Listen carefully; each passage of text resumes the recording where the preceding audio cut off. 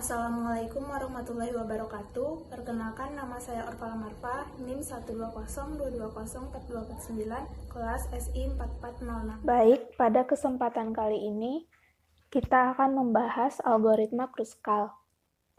Sebelumnya, kita sudah mempelajari tentang algoritma prim. Algoritma Kruskal dan algoritma prim mempunyai tujuan yang sama, yaitu untuk menemukan minimum spanning. Namun, hanya saja terdapat sedikit perbedaan dalam menyelesaikannya.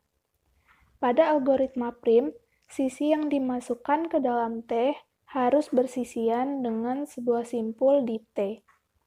Sedangkan algoritma Kruskal, sisi yang dipilih tidak perlu bersisian dengan simpul di T, asalkan penambahan sisi tersebut tidak membentuk sirkuit.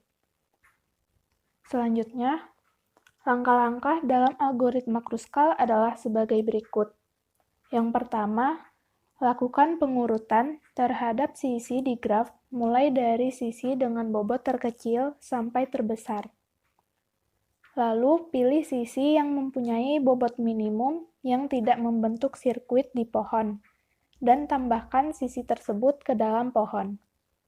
Langkah terakhir, ulangi langkah 2 sampai pohon merantang minimum terbentuk, yaitu ketika sisi di dalam pohon merantang minimum berjumlah n-1.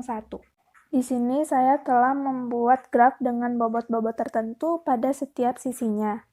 Mari kita lakukan langkah yang pertama, yaitu mengurutkan bobot terkecil hingga terbesar pada setiap sisinya.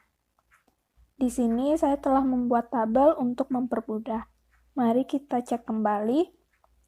Pada graf ini, bobot terkecil yaitu bobot bernilai 2 di sisi BC dan di sisi DF.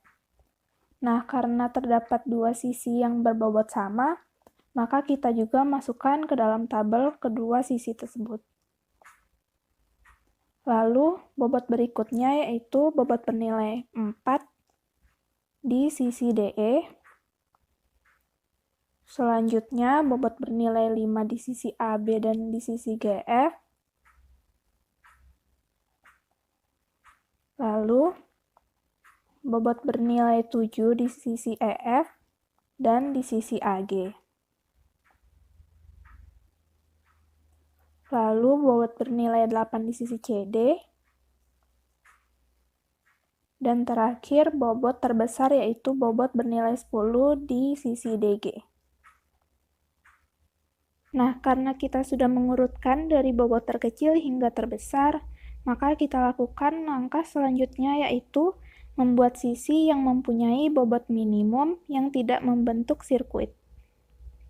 Di sini kita buat garis yang menghubungkan simpul B ke C.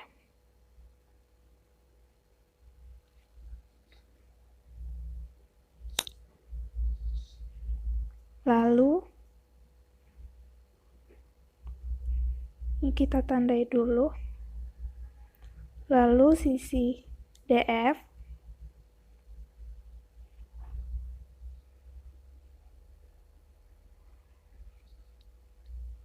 Selanjutnya, sisi DE.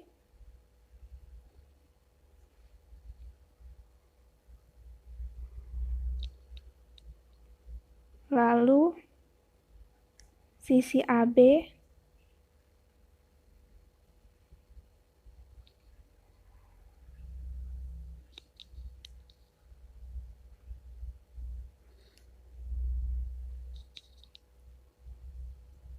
Lalu, sisi FG.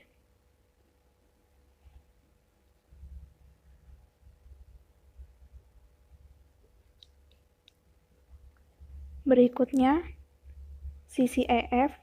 Jika kita membuat garis EF, maka akan membentuk sirkuit.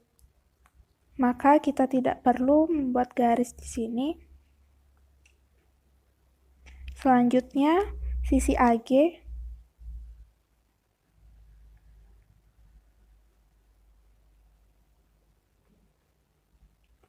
Lalu, sisi CD.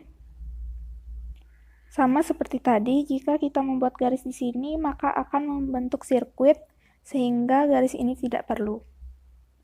Selanjutnya, sisi DG. Sisi DG juga akan membentuk sirkuit, maka garis ini tidak perlu. Nah, ini dia hasilnya, karena semua vertex telah terlewati, dan juga kita akan membuktikan pada langkah yang ketiga, yaitu ketika sisi di dalam pohon merentang minimum berjumlah n kurang 1. N di sini adalah jumlah simpul.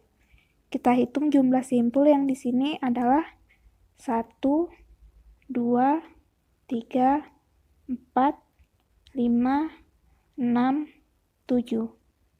Maka seharusnya sisi di dalam pohon merentang minimum berjumlah 7 kurang 1, yaitu 6. Kita lihat di sini ada 1, 2, 3, 4, 5, 6. Sekian, terima kasih. Lebih dan kurangnya mohon maaf. Wassalamualaikum warahmatullahi wabarakatuh.